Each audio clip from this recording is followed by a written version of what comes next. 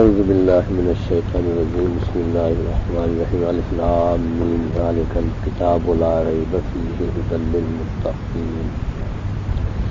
تو یہ سورۃ بقرہ یہاں سے شروع ہو رہی ہے جو قرآن مجید کی سب سے بڑی سورت ہے، اور مدینہ طیبہ میں جب آپ ہجرت کر کے تشریف لائے ہیں سب سے پہلے نازل ہونے والی سورت یہی ہے، اور ایک ہی دفعہ نہیں نازل ہوگی بلکہ کئی قسطوں میں نازل ہوئی ہے، اور اس میں احکام بھی ہے، اور خصوصاً بنی اسرائیل کے اخلاق اور ان کی سیرت بہت خوب کھل کے بیان کی گئی ہے.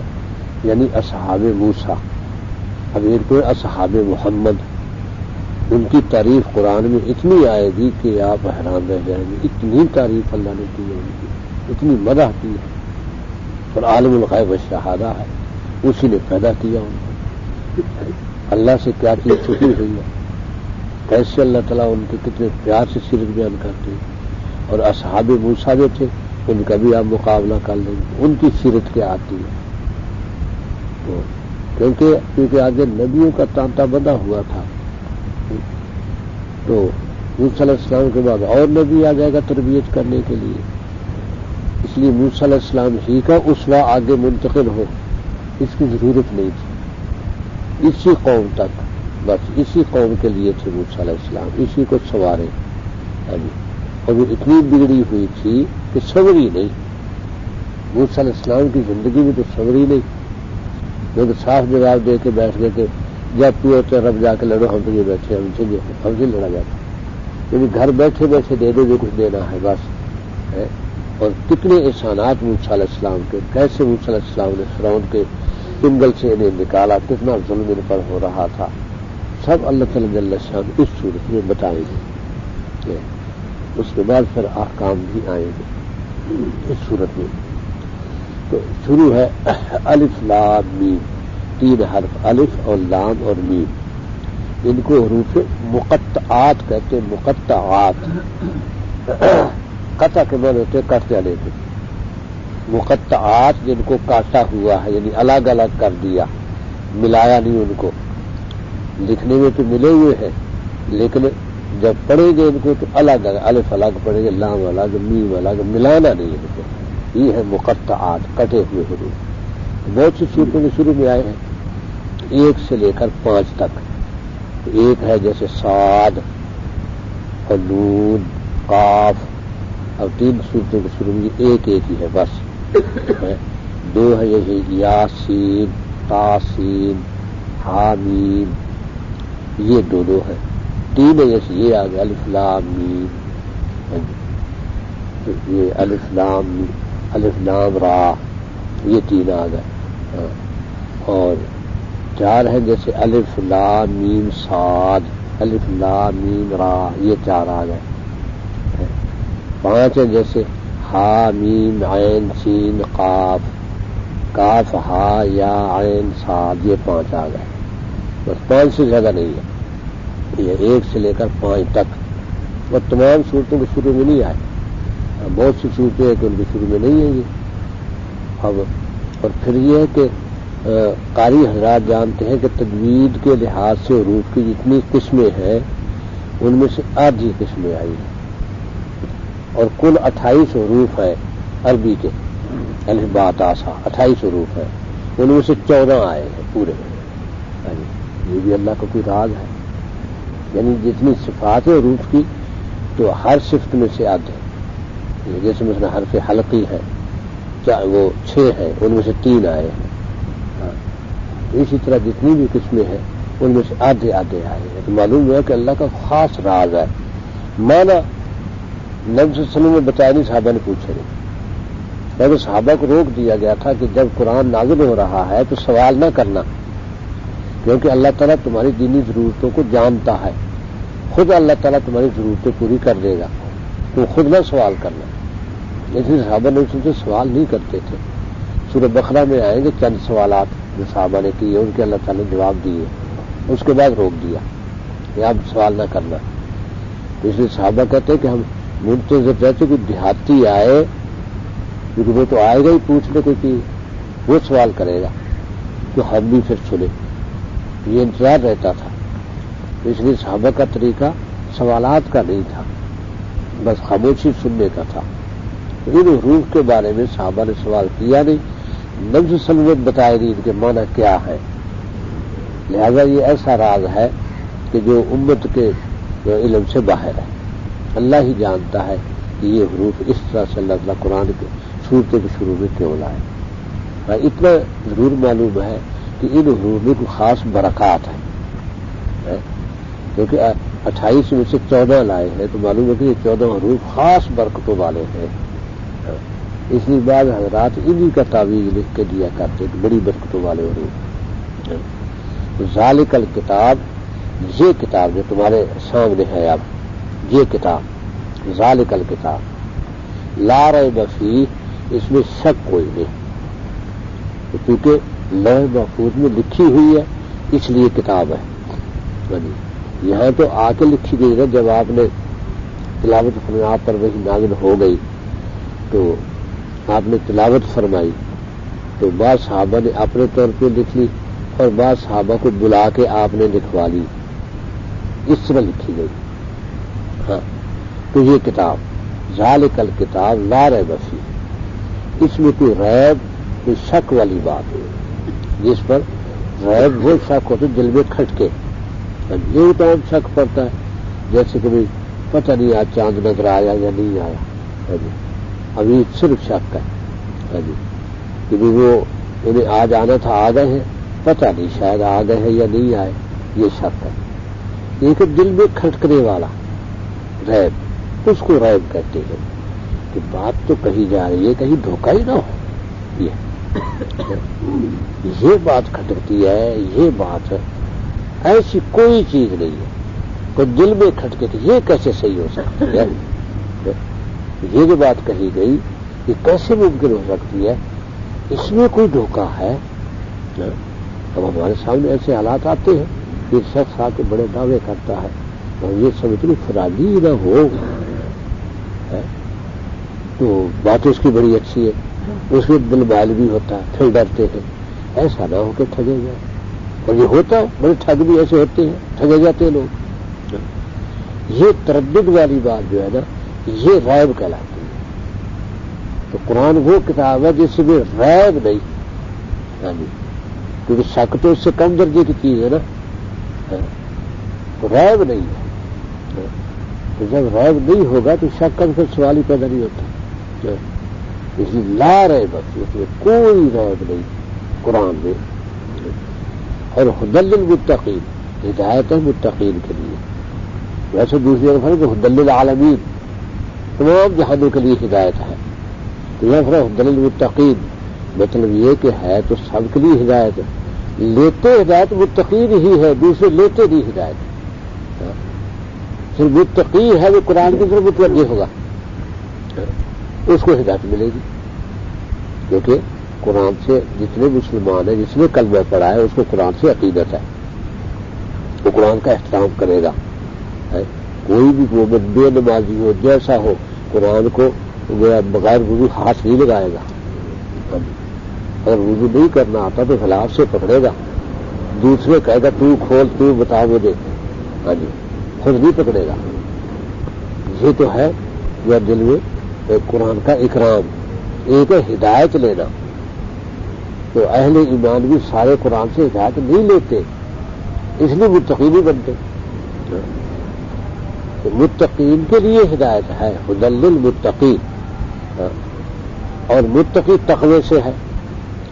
تقوی کہتے ہیں بچاؤ کو، جو اپنا بچاؤ کرتے کس سے؟ اللہ کی ناراضگی سے، اللہ کے عذاب سے. جب ان دو چیزوں سے بچاؤ ہو جائے تو نقصان سے بچاؤ ہوتا ہے.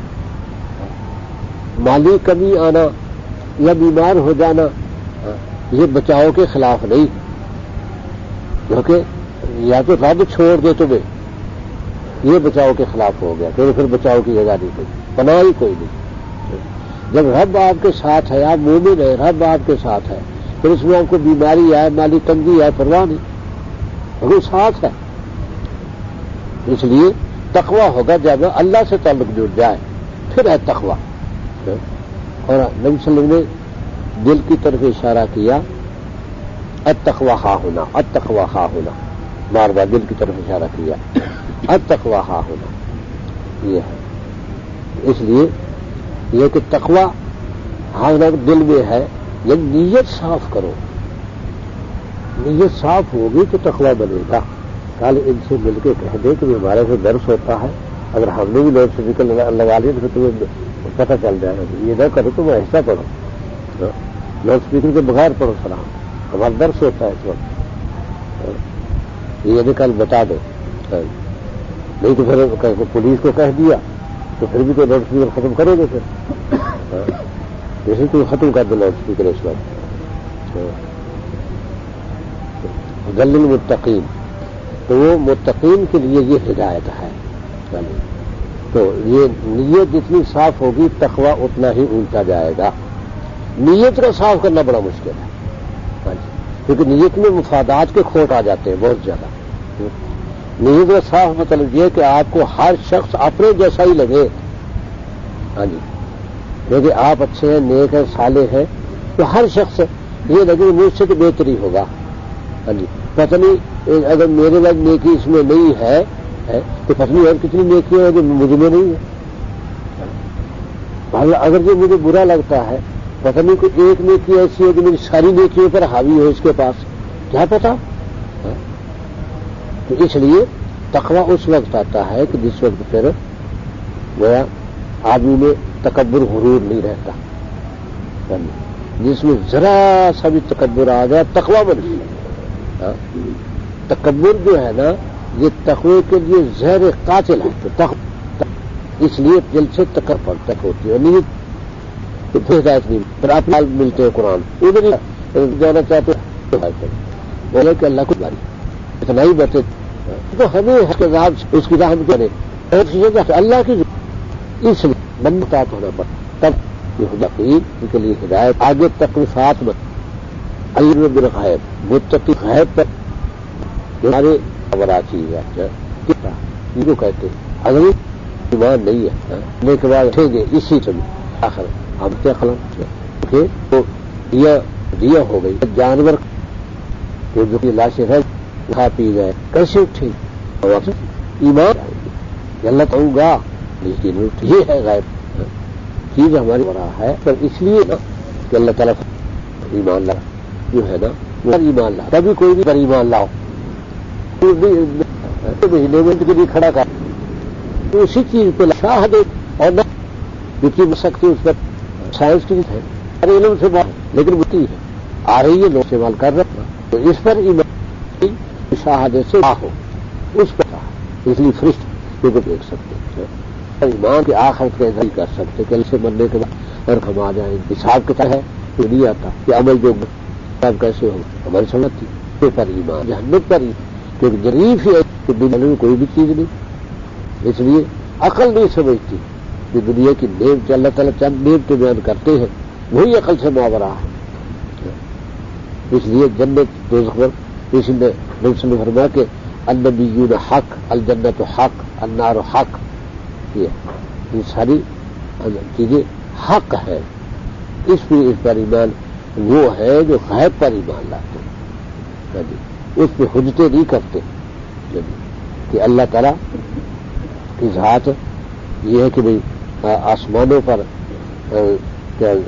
یہ کہ پچھلی رات اللہ تعالیٰ آسمان دنیا پہ نزول فرماتے، کیسے نہیں سمجھا سکتے ہم، نہ ہماری اپنی سمجھ میں آتا، نزول فرمایا کہ نزول فرماتے ہیں، ہم یہ کہ اپنی ذات سبحان سے جو سبحان ہے اس کو پتا ہے، ہمیں کچھ پتا نہیں، کیونکہ ساری دنیا جو ہے نا پوری دنیا نبی نے فرمایا کہ اللہ کے سامنے ایسے ہے جیسے تم نے ایک چڈی پکڑی ہو، بس چڈی جتنی ہے ساری دنیا اللہ تعالیٰ کے سامنے، اس میں اللہ تعالیٰ کیسے اترے گے؟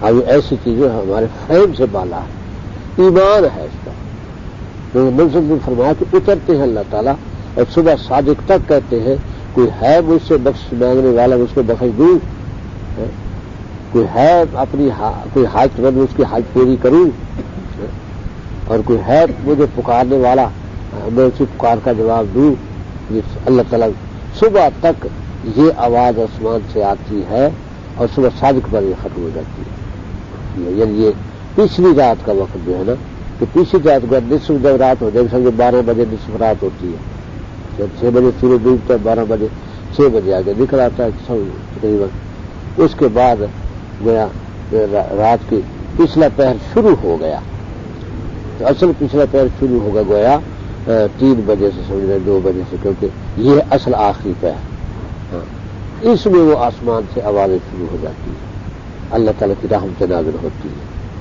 یہی وجہ ہے کہ جو زندگی میں تہجد پڑے گا اس کی ساری حاجات آج خود ہی پوری ہوتی چلی جائے گی، تو جو اللہ کا خاص نور اسے حاصل ہوگا، کہ بات ساری ایمان کی اور نیت کی۔ وہ یقیم الصلاۃ، اور نماز قائم کرتے ہیں، تو قائم کرنے کا مطلب ہے کہ نماز کو جماعت سے نہیں جانے دیتے، جماعت کی سخت پابندی ہے، تو تبھی نماز قائم ہوگی، کہ جماعت میں شامل ہوتے ہیں، شامل ہو کے نماز پڑھتے ہیں، اور اس میں خشوع خضوع جتنا ممکن ہو سکتا ہے، اس کی کوئی خشوع خضوع کی مقدار نہیں ہے۔ بات یہ ہے کہ ساری نماز جو ہی باندھی بس بھول گئے، پتہ نہیں کہاں گھوم رہے ہیں، کہاں گھوم رہے ہیں، اسلام پھیرنے پر یاد آیا کہ میں نماز پڑھ رہا تھا، اللہ اس کو بھی قبول کرتا ہے، کیونکہ اللہ تعالیٰ دیکھتے ہیں کہ بندے پر کتنے شیطان چمٹے ہیں۔ نماز میں کئی شیطان آتے ہیں، ایک نہیں، کوئی کچھ کہتا ہے، کوئی کچھ کہتا ہے، کوئی کچھ کہتا ہے۔ ان کی کوشش یہ ہوتی ہے کہ نماز نہ پڑھے، کیونکہ حدیث میں آتا ہے کہ الصلاۃ معراج المومن، نماز مومن کی معراج ہے۔ معراج انبیاء علیہ السلام کو ہوتی ہے، تو انبیاء کی معراج تو وہ تو رب سے براہ راست ملاقات ہے، ظاہر ہے کہ اس سے تو کیا کہنے، لیکن مومن وہاں تو نہیں پہنچ سکتا، کیونکہ مومن کی شان اللہ نے پوری امتوں میں اونچی رکھی ہے۔ انبیاء کو تو پہنچتے نہیں، انبیاء کے بعد سب سے افضل ترین امت نبی صلی اللہ علیہ وسلم کی امت ہے، اس لیے ان کی شان بہت اونچی ہے، انہیں پھر صحابہ کو نہیں پہنچ سکتا کوئی، یہ کیونکہ صحابہ کی نبی صلی اللہ علیہ وسلم کی صحبت سے وہ برکات آئی صحابہ نے کہ نبی صلی اللہ علیہ وسلم نے فرمایا لا تسبوا اصحابی، دیکھو میرے صحابہ کو برا بھلا نہ کہنا، کیوں؟ لو انفق احدکم مثل احد ذهبا ما بلغ مد احدهم ونصیفا، تم میں سے کوئی احد پہاڑ جتنا سونا خرچ کرے ان کے آدھا کلو جو کو نہیں پہنچتا۔ اب کس مرچے پر اپنی زبان کھولے گا؟ احد پہاڑ جتنا سونا سارا ملک نہیں جمع کر سکتا، پورے ملک کے خزانے احد پہاڑ جتنے سونے کے نہیں ہو سکتے، ایک شخص احد پہاڑ جتنا سونا اللہ کے راستے میں خرچ کرتا ہے، اور صحابہ کے آدھا کلو جو ان کے آدھا کلو جو کو نہیں پہنچتا، تو کیسے تنقید کرو گے؟ اس لیے یہ فضیلت نبی صلی اللہ علیہ وسلم کی امت کو ہے، پھر جو بھی متقی ہوگا وہ صحابہ کے قریب تو ہوگا، مرتبہ کچھ سوال ہی نہیں۔ اور بہت مشہور حدیث ہے بخاری شریف کی کہ نبی صلی اللہ علیہ وسلم نے فرمایا کہ ایک لشکر تیار ہوگا تو لوگ کہیں گے کہ بھئی کوئی ایسا ہے جس نے نبی صلی اللہ علیہ وسلم کی زیارت کی ہو، ڈھونڈا جائے گا، ایک ملے گا، کہیں گے لشکر کے ساتھ بھیجو، اس کے ایک کی برکت سے لشکر فتح پائے گا، اور یہ زمانہ بھی گزر جائے گا، پھر وہ زمانہ آ جائے گا کہ لشکر تیار ہوگا تو کہا جائے گا بھائی صحابی کی زیارت کرنے والا کوئی ہے، جس نے صحابی کی زیارت کی ہو، تو گزر چکے ہوں گے، ایک کہیں باقی ہوگا، اسے لائیں گے، لشکر کے ساتھ بھیجیں گے، کہ اس کی برکت سے فتح ہوگی۔ پھر تیسرا زمانہ آئے گا تو پھر لوگ یہ کہیں گے کہ ایسا ہے کہ نبی کی زیارت کرنے والے کی جس نے زیارت کی ہو، نہ صحابی کی زیارت کرنے والے کی جس نے زیارت کی ہو، ایک ملے گا، اس سے فتح پائے نصیب ہوگی، 3 نسلوں تک ان کی برکتیں چلتی ہیں، اس قدر ہے۔ تو ہماری اوقات ہی کوئی نہیں وہاں، ہم ان کی غلطیاں ٹٹولتے پھرے، جب ان کی غلطیاں ہی اللہ کو اتنی پیاری ہے، ہماری 1000 نیکیوں سے صحابی کی غلطی جو اللہ تعالیٰ کے بہت زیادہ پیاری ہے، کیونکہ غلطیوں سے شریعت چلی، ان کی غلطیوں نے نہ کیسے سزاؤں کا پتہ چلتا، چور کی سزا کیسے دی جائے، چور کو زانی کو کیسے سزا دی جائے، اگر کسی صحابی سے غلطی نہ ہوتی ہمیں کیسے پتہ چلتا؟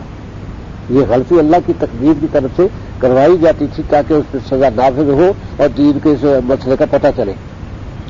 تو ان کی یہ گویا وہ یوں سمجھے کہ پوری امت کو بھی حاصل یہاں سے ہوئی کہ ان سے اللہ نے غلطیاں کروا کے امت کے لیے شریعت کی تفسیر کی، تشریح کی.